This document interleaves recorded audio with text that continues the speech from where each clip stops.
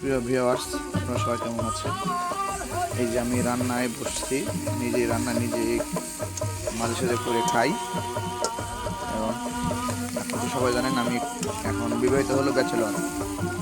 তো আজকে মুরগির মাংস রান্না করবো ধনিয়া পাতা দিয়ে, পর্যায়ক্রমে আপনাদেরকে দেখাবো। এই যে এখন দিয়ে দিচ্ছি আদা বাটা, জিরে বাটা, রসুন বাটা এবং শুকনা লাল মরিচ বাটা।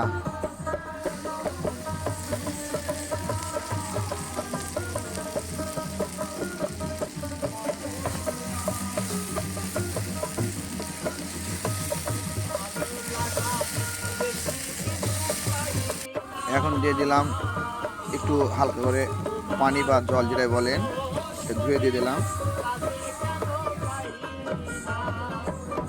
এখন দিয়ে দিচ্ছি একটু পরিমাণ মতো হলুদ,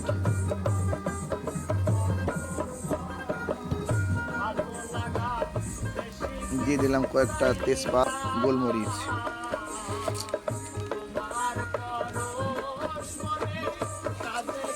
এগুলো দিয়ে ভালো করে সব দিয়ে মশলাটা কষিয়ে নিব। দেখেন আমার মশলাটা প্রায় কষানো হয়ে গেছে, দেখেন কত সুন্দর তেলটা ছেড়ে দিয়েছে। এখন একটু দিয়ে দেব হালকা করে ধনিয়া পাতা। মুরগির মাংস ধনিয়া পাতা দিলে ভালো লাগে, দিয়ে দিলাম হালকা করে ধনিয়া পাতা।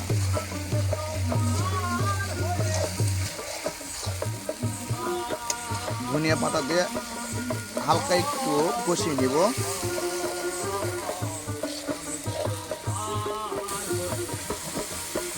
হালকা একটু কষিয়ে নিয়েছি ধনিয়া পাতা দিয়ে। এখন দেবো মাংস। মুরগির মাংসটা আমি ধুয়ে রেখেছিলাম,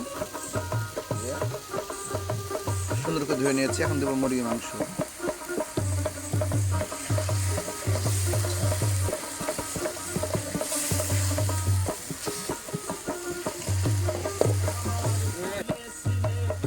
মুরগির মাংস দিয়ে দিয়েছি, কালারটা অনেক সুন্দর এসেছে।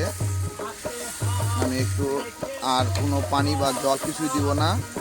এখন এই মশলার রসে মুরগিটা আস্তে আস্তে ভেজে নিব লো হিটে একদম। আমি কিন্তু লবণ দিইনি এখনো, এখন লবণ দিচ্ছি পরিমাণ মতো লবণ দিয়ে দিলাম।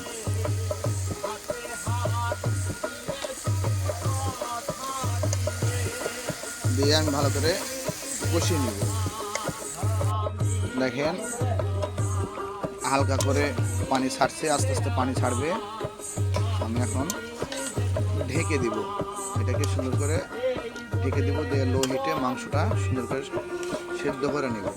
হ্যাঁ, সুন্দর করে সেদ্ধ করে নেব।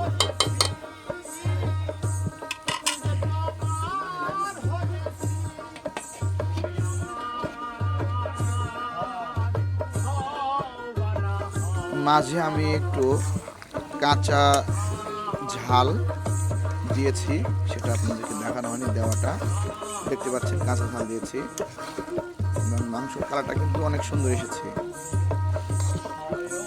একদম প্রফেশনাল বাবুর্চির মতো দেখে মনে হচ্ছে, হোটেলে যেরকম পাওয়া যায়।